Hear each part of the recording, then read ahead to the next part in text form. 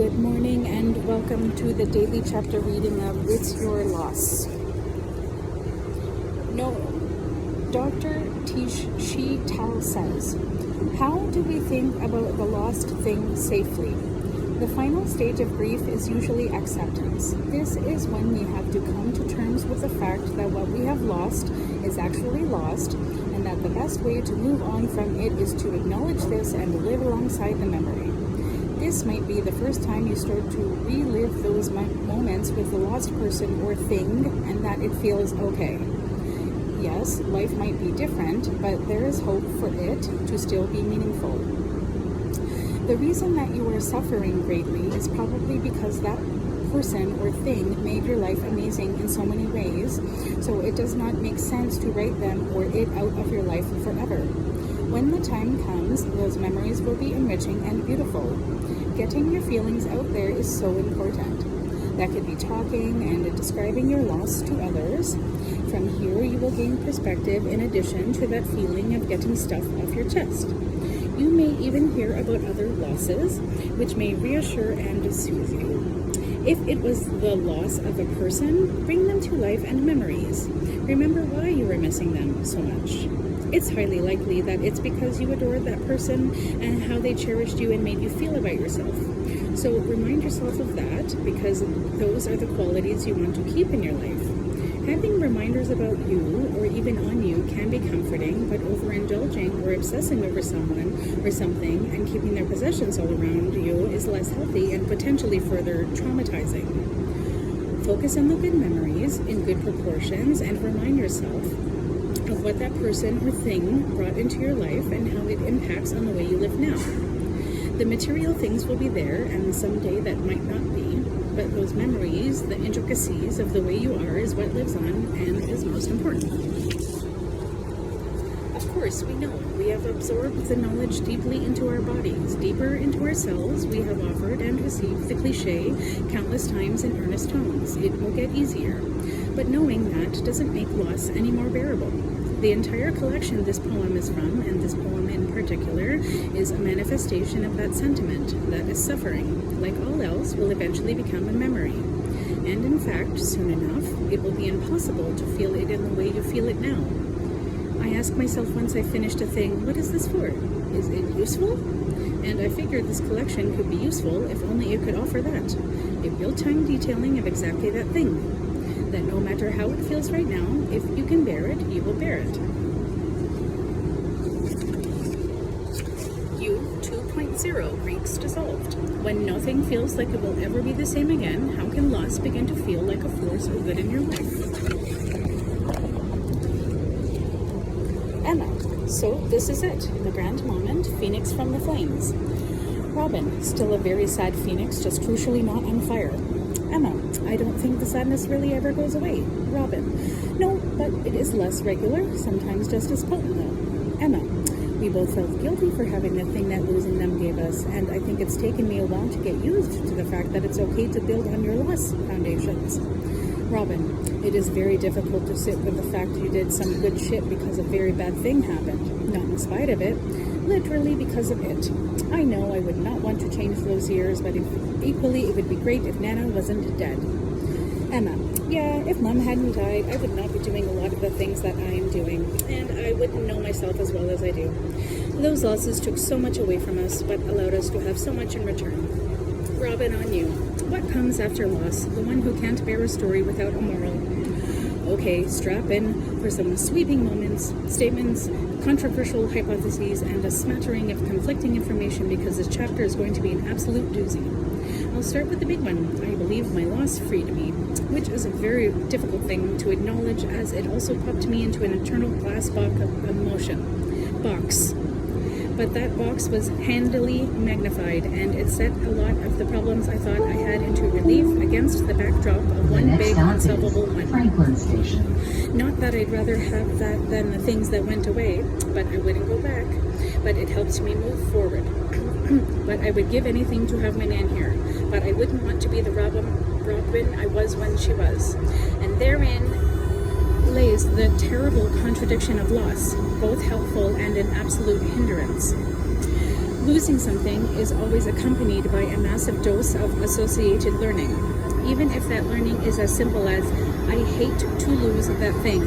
When and only when you're with it enough to properly assess what's going on around you, you'll look up at the path ahead and realize you're actually at the start of the gladiator assault course, or the floor is lava. Someone blows a whistle and you're left looking forward to something that is completely physical in its impossibility. You are tired, you already did all the challenges before when everything was a blur, and now someone is expecting you to have the superhuman strength it requires to jump, lift, sprint, and dangle your way to emotional freedom. Plus, there's not even a trophy at the other end, just another slightly easier assault course, and then an easier one again. And so until getting around your loss takes all the energy of bossing a children's activity playground. It took a lot to get there. You have terrible shin splints and giant blisters. You cried with agony tons, but now you can do it with relative ease. If you told me when I first lost anything, even my favorite scarf, that I'd be changed, and perhaps in some ways improved by learning to live without that thing, I would to this day probably thump you in the guts, but in the fullness of time, I'd calm down, have a big think, and acknowledge that accepting the unknowingness of life and the fragility of relationships with people, places, and things is pretty okay. That the narrative we create for ourselves that we hold on to so fiercely and that serves us as our internal compass, leading us on towards a fate we consider predestined, is in reality completely beyond the realms of our control.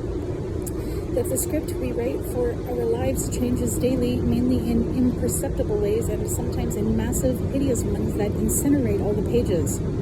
We are also adjusting the focus, retuning our fuzzy TV sets, and leaning into the plot twists. We don't tend to notice the colleague leaving, the way our bodies change over the course of a year, the wearing out of clothes, or the news agents turning into a coffee shop. But we do notice the brakes on, about turn end of a romance, the death of a friend, the conclusion of a career, or can irreversibly change to our health or circumstances, and we just do a bigger pivot. The direction we are heading in is adjusted, and us with it. And that next generation us, heading south, southeast instead of just southeast, will learn new things by osmosis and by the loss itself. It's multi-layered and passive and inevitable, which is nice when everything seems such a terrible, burdensome effort. Losing Barbara came with bonus serving of profound enlightenment, which was convenient. That was the almost immediate realization that my Nan had actually been all the things I'd so desperately wanted my mom to be. She had been caring and nurturing and challenging and just a joy. I loved being around her. When I felt at home and protected, my sanctuary. Not perfect by any means, but just always there. And then she wasn't, and suddenly I realized I'd been wanting so hard I didn't enjoy the having enough. That I had an extraordinary relationship with Nan and with teachers I'd mentioned, and friends moms and relatives of all descriptions, and with the various other people that had dropped into my life at just the right time to scoop me up. That I had received more love than your average. And suddenly, instead of feeling like the unlovable daughter, I felt tremendously lucky. What a thing to be loved in abundance. Surely with that in your back pocket, you can do anything. All you need really is love. Lose it.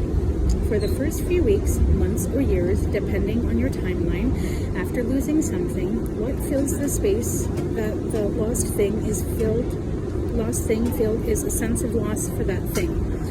Like a security blanket knitted out of memories, you just wrap that round you and are comforted by the facsimile of the actual thing. That's okay for a bit. In early loss, you deserve that relief, and I say relish walking around in your blankie like a toddler. But there comes a time when you have to pull off the comforter and take stock.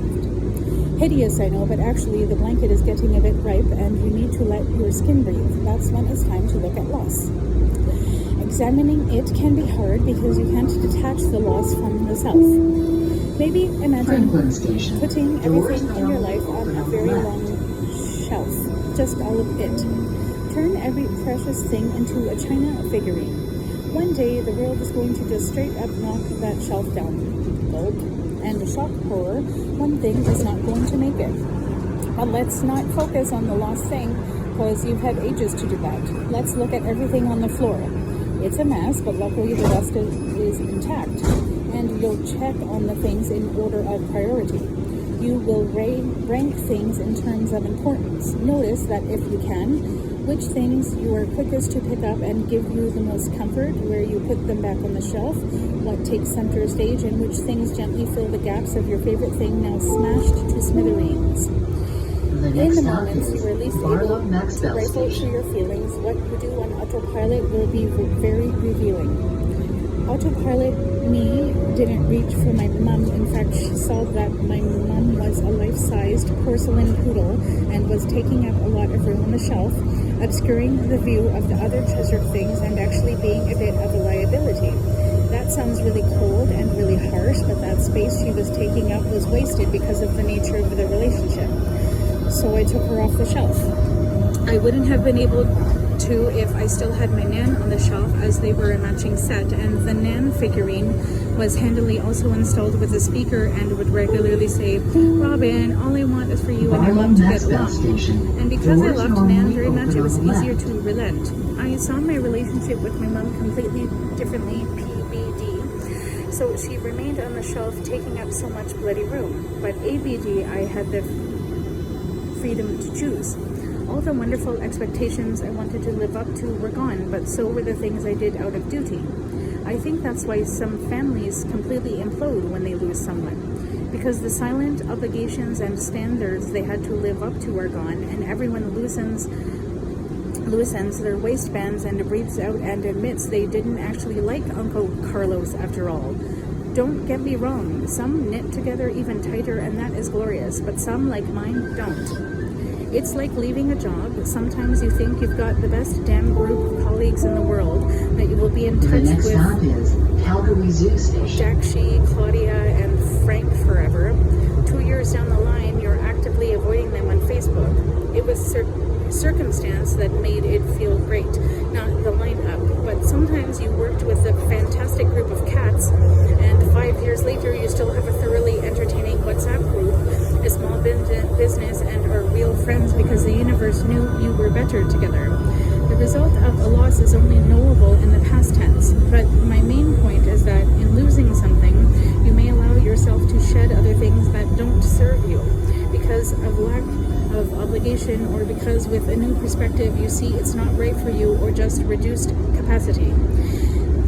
That's good and healthy and removes some unnecessary emotional heft from your already spilling over knapsack of everything.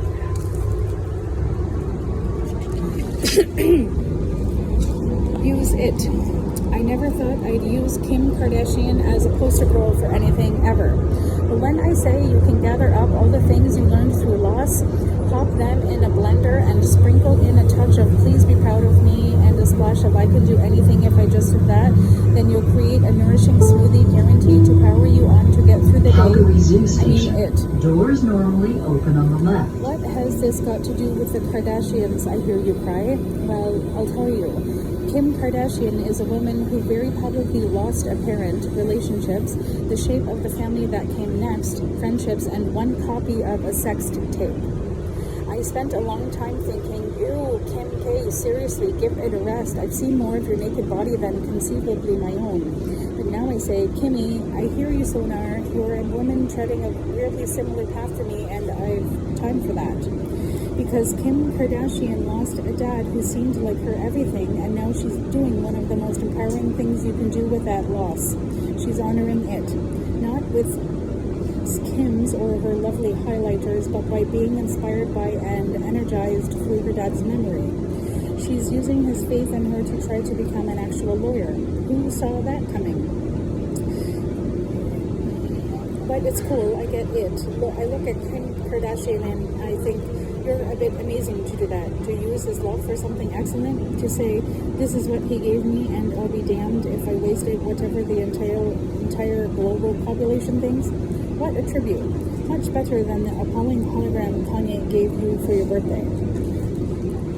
Losing someone doesn't mean losing the sense of who they thought you were or the fact they fervently believed you could do anything. My nan honestly said to me regularly, and from being a tiny dot, you can be anything you want to be, even the Prime Minister.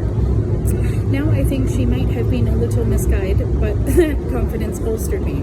It pushed me forward and made me feel entitled to be in a certain rooms, confident that my voice should be heard and that was special and unique and gifted.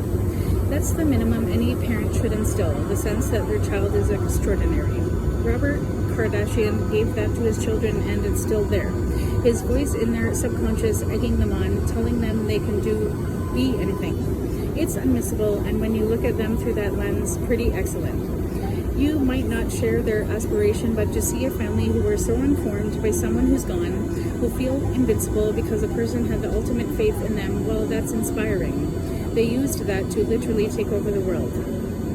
And the lost thing doesn't have to be as momentous as a parent. It could be a job that made you feel capable, a lover who made you feel lovable, a nervous dog that taught you that you just have to be infinitely patient. Let the traces of them fuel you, help you know yourself better, and form the current version of you 2.0. Or in other words, Greeks dissolved. They're written into your coding now and will hopefully make you softer and more self-aware like Arnie in the Terminator 2. I used Nan's faith in me to push myself forward, and I used the situation that loss left me in to do something I've always wanted to. I have always written, always. But it took my Nan dying to find something big enough to write about in a prolonged way. It started with the notebook I kept to give to her after she got better, charting all the humorous things that happened while she was sick. It ended with this totally different book that you're reading right now. It made me look at what I wanted to be and also what I wanted to put out into the world. What I want to be is helpful. If just one person reads this and feels a little less hopeless, then I will have done her proud. She taught me the importance of caring. She meted it out liberally, and while I won't be the matriarch of the kind of massive, unruly family she was so proud of, I'll use her teachings in my own style. I'll do care my own way. Because this book is mainly there to say I'm here, and I see you, and although I don't know you, I care about you and whatever hideous predicament you find yourself in. By gosh, there's a value to that. As I've said, probably too much, the importance of feeling understood cannot be understated. So use all of it. Lay out all the things that you're left with after loss, all the things that you like and don't, all the things that have changed and the ways you are rebuilt and the new expertise you've acquired. Do a skills audit on you. Sounds demented, but look at you now. The you that survived. This resourceful, powerful, unsinkable you. And think about all the things you have and how you could use them. How they could create a toolkit to make you happier, the spaces that are left to fill, and the new freedoms you're now afford. Write it now down if it's helpful. Think of it like that weird career test you did in a secondary school. It's likely the results will be quite different now from the ones you got at 16. It will help you see a new path when everything is a bit smoggy. And who doesn't love a big shouty road sign? Improve it. Now this is the one that will have people rolling their eyes. Let's go next level. You've pruned back the things that no longer fits in the new world you inhabit. You've looked at the fragments of what's left and the map they form, going forward. Now you have to look at how you fit into this and to do some of that hacking back and building up on yourself.